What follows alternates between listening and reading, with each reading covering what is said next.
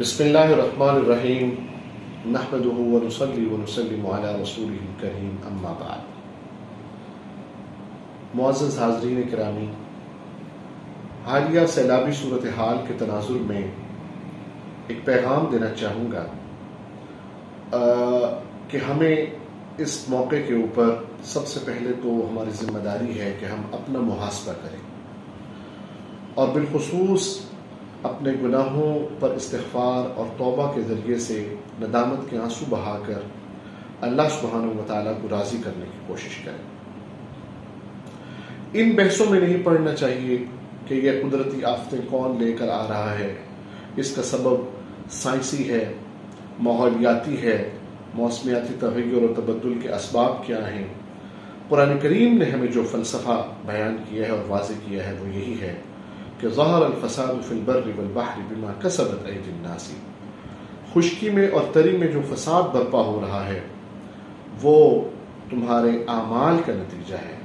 جو تمہارے ہاتھ کرتے ہیں، جو اس دنیا میں ہم کام اور افعال جو ہم سے صادر ہوتے ہیں، یہ اس کا نتیجہ ہوتا ہے جو توازن بگڑتا ہے کائنات کے اندر۔ تو یہ جتنا بھی اس وقت عدم توازن ہمیں نظر آ رہا ہے، 350 ملی میٹر زیادہ بارشیں ہو رہی ہیں راجن پور کے علاقے میں، سندھ کے علاقوں میں، بلوچستان کے علاقوں میں، تو یہ ایسے تو نہیں نہ ہو رہا۔ ظاہر ہے کہ اس کے پیچھے اللہ سبحانہ و تعالیٰ کی ایک ناراضگی پوشیدہ ہے کہ جو اعمال و افعال جو اللہ سبحانہ و تعالیٰ نے سرکار دو عالم صلی اللہ علیہ وسلم کے ذریعے سے ہمیں سمجھائے ہیں، ہم ان پر عمل پیرا نہیں ہو رہے۔ میں یہاں آپ کی توجہ گزشتہ اقوام کے ساتھ جو بھیانک ان کے ساتھ نتائج ان کو بھگتنا پڑے اپنے برے اعمال کے، ان کی جانب بھی توجہ مبذول کرانا چاہوں گا کہ قوم شعیب کے اندر ناپ تول میں کمی صرف ایک گناہ تھا جس کے سبب سے ان پر عذاب آیا۔ قوم لوط کے اندر ایک گناہ تھا، قوم ہود کے اندر ایک گناہ تھا،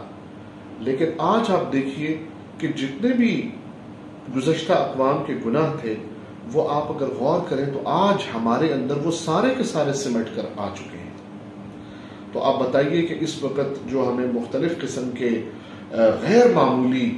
قدرتی آفات کا اور مختلف احوال کا جو سامنا ہے، اس کا سبب یہی ہے کہ آج ہم نے سارے گناہوں کو اپنے اندر اکٹھا کیا ہوا ہے۔ تو اب ہماری ذمہ داری یہ بنتی ہے کہ سب سے پہلے تو ہم استغفار کریں، ہر شخص اپنے دل کا محاسبہ کرے۔ حدیث پاک کے اندر آتا ہے کہ جب کسی پر عذاب آتا ہے، جب عذاب آتا ہے تو پھر عمومی عذاب آتا ہے، لیکن قیامت والے دن پھر ان میں سے وہی لوگ، ہر بندہ اپنی نیت کے مطابق اٹھے گا، لیکن جب عذاب آتا ہے تو پھر اس میں جو لوگ معصوم ہوتے ہیں، نیک ہوتے ہیں، اچھے ہوتے ہیں، ان پر بھی وہ افتاد آ جاتی ہے۔ تو لیکن قیامت والے دن پھر وہ اپنی نیتوں کے مطابق اٹھیں گے۔ تو اللہ تعالیٰ سے دعا ہے